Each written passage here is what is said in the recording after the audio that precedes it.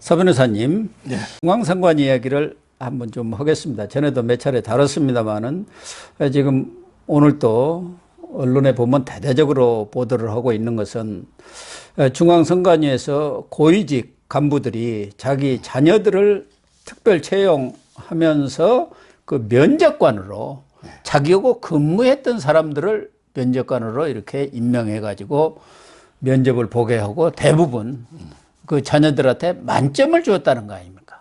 예.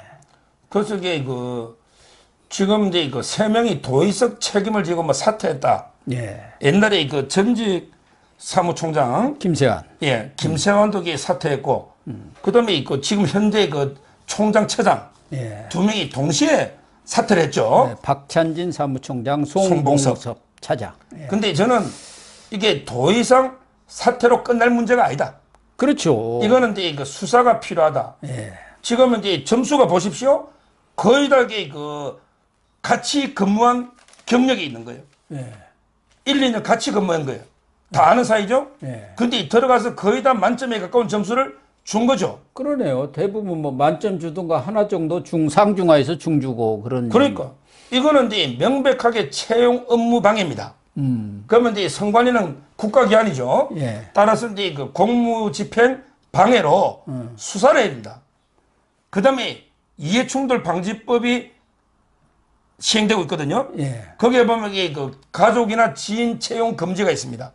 그래서 이제 국회의원도 보좌관을 뭐 사촌인에 채용 못한다든지 이런 데 규정이 있잖아요. 예. 따라서 이제 이해충돌 방지법 하고요. 그 다음에 공무집행 방해죄로 수사를 해야 된다.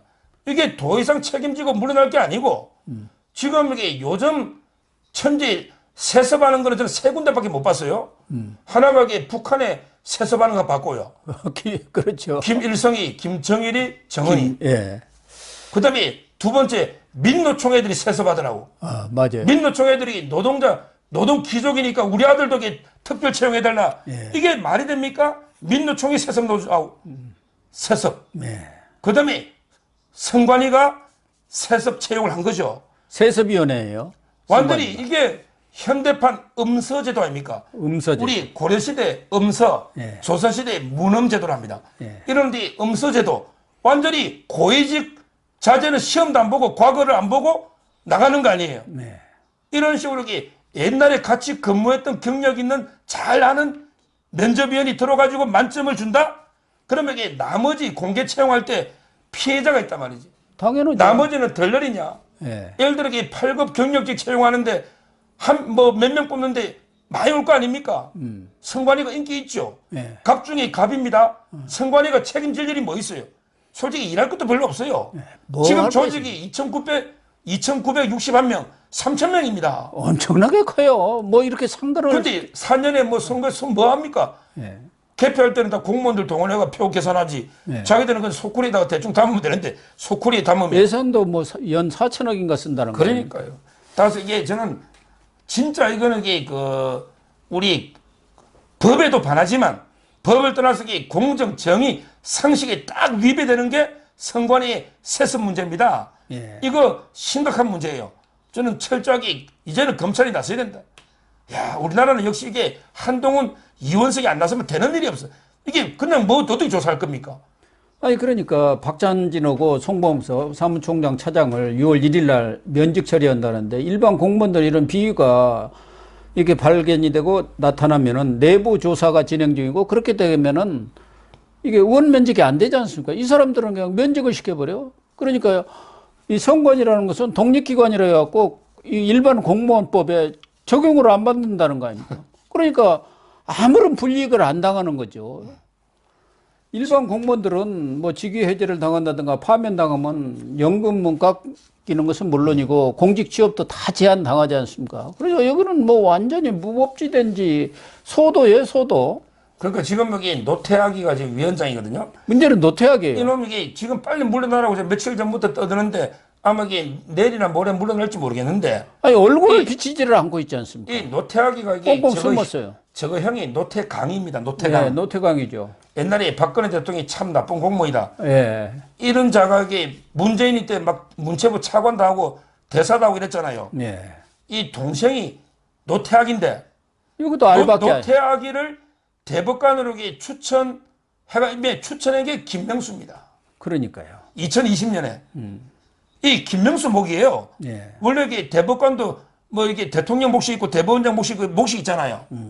근데 2020년에 김명수가 추천한 게 노태악입니다. 안 봐도 비디오잖아요. 예. 이 전임자가 노정희 아닙니까? 최고 말단. 원래 옛날에는 대법관 중에 최고 선임이 법원행정처장하고 그다음 선임이 선거관리위원장을 겸직했거든요. 이것도 잘못된 관행이야. 아니 대법관이 선거관리위원장을 겸직하면 독립된 기관이 됩니까? 그렇죠. 사법부의 예속기관이지. 예. 말이 안 되잖아요. 예. 근데 노정희가 그때 속구리 대선할 때 그때 집에서 놀았잖아요. 그냥 개표한테 오지도 않고. 그 난리가 났는데도 출근도 안 했지 않습니까? 제일 좌파 아닙니까? 어. 그래서 이게 노정희 물러났는데 이 노태악이는 이렇게 선관위가 지금 이게 드러난 게 지금 6건 현재 앞으로 이게 엄청나게 또 드러날 겁니다. 이제 전수조사하면. 근데 아직 위원장이 버티고 있는 뻔뻔하게 빨리 이게 저는 노태악이도 이게 빨리 사퇴하고 우리에게 수사를 해야 된다. 이렇게 봅니다.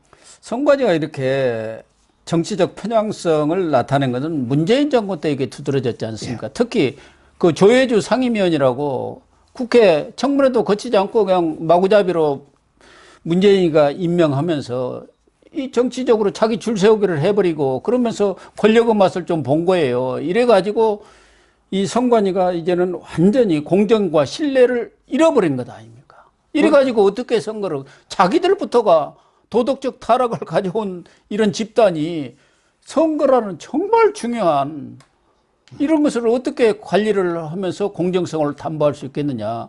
그래서 북한에서 해킹한 것도 그것도 국정원에서 통보를 했는데도 이 보안감사도 안 받겠다는 거고 감사원 감사도 우리는 독립기관이니까 안 받겠다. 이게 무슨 국가기관입니까? 그러니까 이제 그 북한의 해킹이요. 지금 이게 뭐 수천 수만 건 해가지고 이게 북한이 마음먹으면 선거 결과도 바꾸고 엄청난 혼란이 옵니다. 그러니까요. 이런데 그 무책임하고요. 옛날에 그 또 얼마 전에는 국민의당이라고 있잖아요. 안철수. 예.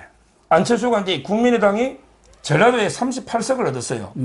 근데 그때 이제 그 김수민이라고 홍보 담당하는 게 비례 여성 의원이 있었거든요. 홍보본부장인가요? 김수민. 예. 그다음에 그 책임자가 박선숙인가? 예, 박선숙이가.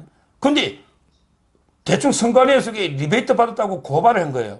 그래가지고 그래서 5명 고발해가지고 당이 쑥대밭이다. 당이 공중분해 됐잖아요. 국민의당이. 국민의당이 해체가 근데 돼버렸어요. 5명이 다 무죄를 받아버렸거든요. 예. 근데 선관위에서 아무도 죄송하다 책임- 말 한마디도 없어요. 예. 따라서 이 선관위가 정말 이게 무책임하게 어떻게 보면 당 하나 죽이고 살리고 하는 이런 게 기관이 이 모양이 돼 있으니 지금 이게 선거라는 게 민주주의 꽃이라면 선관위는 선거를 관리하는 게 어떻게 보면 엄청나게 중요한 기관입니다. 예. 그래서 이게 우리나라 의전 서열도 6입니다. 선거관리위원장이. 예.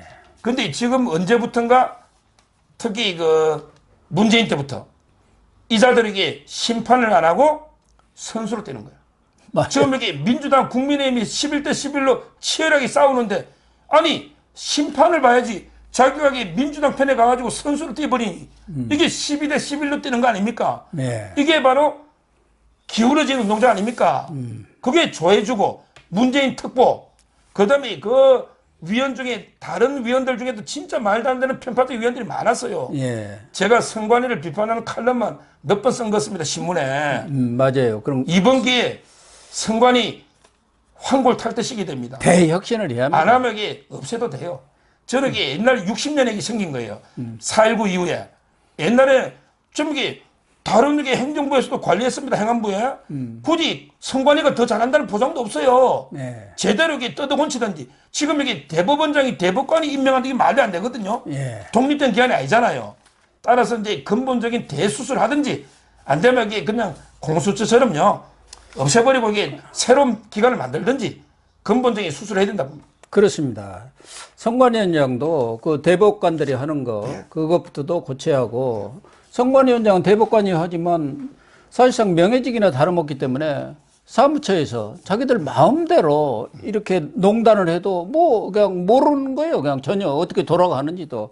그러니까 사무총장도 이 대혁신을 하려면은 외부에서 이런 때 한번 사무총장을 발탁해 가지고 조직도 전체적으로 완전히 제대로 좀 감사도 하고 감찰도 하고 고칠 건 고치고 그래야 할 것 같습니다. 차제 이 기왕에 문제가 드러났으니까 이 복마전 선관위, 난장판 선관위를 확 뜯어 고쳐야 할 것 같습니다. 네, 시청자 여러분, 오늘 방송 마치도록 하겠습니다. 시청해 주셔서 감사합니다. 감사합니다.